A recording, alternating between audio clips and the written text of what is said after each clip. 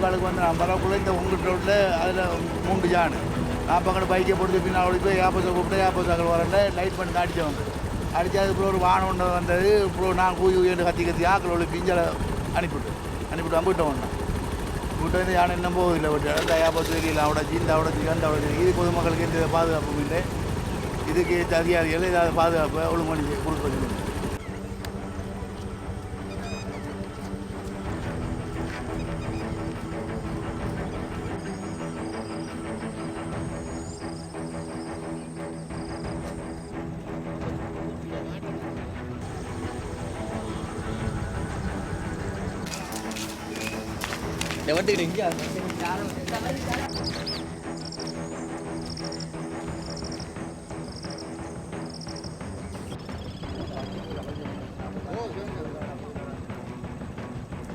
தொடர்ந்து வருகிறது. வெள்ளாமல் விளங்கியது வெட்டத்தோங்குனத்திலிருந்து 7 யானை வந்தது.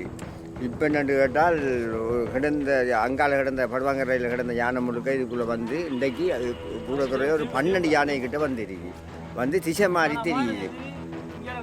ஆனால் திருப்பந்தூர் ஏரியா கடும் மோசப்படுத்தி போட்டு மரமெல்லாம் உடைக்கிருக்கு. மக்கள் எல்லாம் பயந்து விட்டு திரத்தி இப்படி இருக்குது. இதுக்கு ஒரு சரியான நடவடிக்கை எடுக்க வரும்.